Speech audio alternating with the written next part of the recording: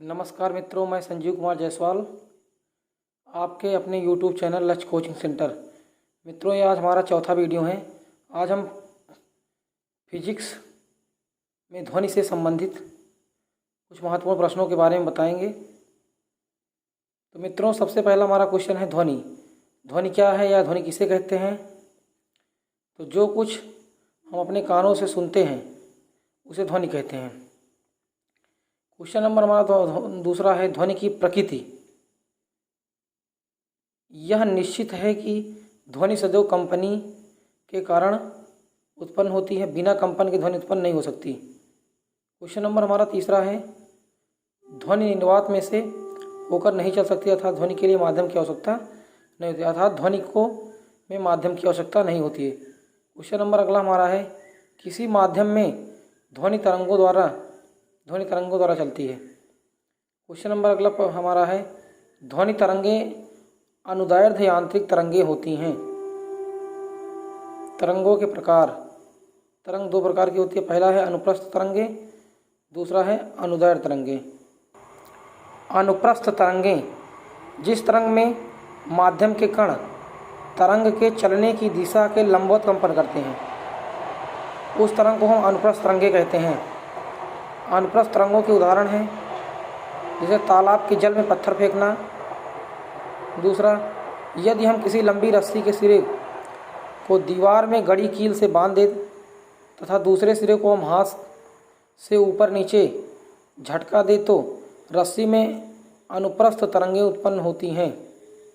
तीसरा उदाहरण हमारा है यदि सितार, सारंगी अथवा वायलिन के तार को खींचकर छोड़ा जाए तो उसमें भी अनुप्रस्थ तरंगें उत्पन्न होती हैं। क्वेश्चन नंबर अगला हमारा है ध्वनि के संचरण के माध्यम का होना आवश्यक है।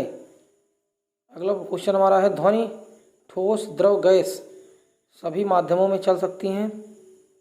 अगला क्वेश्चन हमारा है ध्वनि के संचरण में माध्यम के कण अपना स्थान नहीं छोड़ते हैं। अगला हमारा है अनुप्रस्थ तरंगें केवल ठोस में उत्पन्न की जा सकती हैं जिनमें दृढ़ता होती है। पॉइंट नंबर अगला हमारा है गैसों में अनुप्रस्थ तरंगें उत्पन्न नहीं की जा सकती क्योंकि उनमें दृढ़ता नहीं होती है। अगला पॉइंट हमारा है द्रवों में अनुप्रस्थ तरंगें उनके भीतर नहीं बन सकती हैं, केवल उनके तल पर ही बन सकती हैं। अगला क्वेश्चन हमारा है अनुदैर्ध्य तरंगें जिस तरंग में माध्यम के कण तरंग के चलने की दिशा के अनुदिश मतलब होता है समांतर कंपन करते हैं, उस तरंग को हम अनुदैर्ध्य तरंगें कहते हैं। अनुप्रस्थ और अनुदैर्ध्य तरंगों के गुण।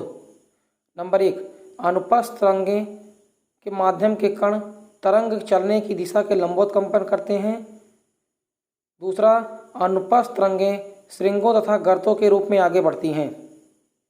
तीसरा है एक श्रृंग तथा एक गर्त से मिलकर एक अनुप्रस्थ तरंग बनती है। चौथा हमारा है अनुप्रस्थ तरंग में दाब तथा घनत्व में परिवर्तन नहीं होता है। पॉइंट नंबर अगला हमारा है अनुप्रस्थ तरंग केवल ठोस माध्यम में और द्रव के ऊपरी तल पर उत्पन्न होती हैं। अगला है हमारा अनुदैर्ध्य तरंग माध्यम के कण तरंग के चलने की दिशा के अनुदिश कंपन करते हैं। पॉइंट नंबर अगला हमारा है अनुदैर्ध्य तरंग संपीड़नों तथा विरलों के रूप में आगे बढ़ती हैं। अगला पॉइंट हमारा है एक संपीड़न तथा एक विरलन से मिलकर एक अनुदैर्ध्य तरंगें उत्पन्न होती हैं। अगला पॉइंट हमारा है अनुदैर्ध्य तरंगें ठोस, द्रव, गैस तीनों रूपों में पाई जाती हैं। पॉइंट नंबर अगला हमारा है अनुदैर्ध्य तरंगों के दाब व घनत्व में परिवर्तन होता है। अगला पॉइंट हमारा ध्वनि तरंगों का आवृत्ति परिसर। पहला है श्रव्य तरंगें।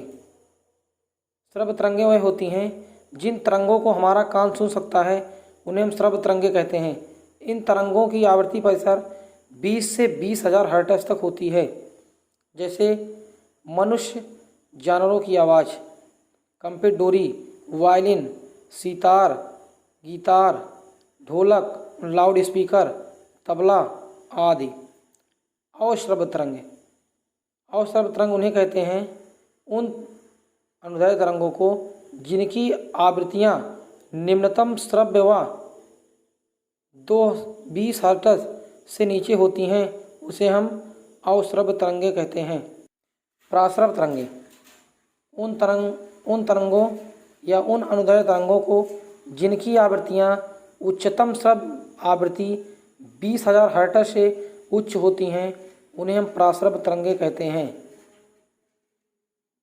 जैसे संकेत भेजने में, समुद्र की गहराई का पता लगाने में, समुद्र में डूबी हुई वस्तु, द्रव्य पदार्थ, तल भंडार इत्यादि की खोज के लिए, कीमती कपड़ों, वायुयान तथा घड़ियों के जलबुर्जों को साफ करने के लिए, चिमनी की कालिक निकालने में, गठिया रोग के उपचार में इत्यादि। नोट: प्रास्रव तरंगों को चमगादड़, बिल्ली, कुत्ता, सांप सुन सकते हैं। धन्यवाद मित्रों, अगले वीडियो में फिर मिलते हैं, तब के लिए नमस्कार।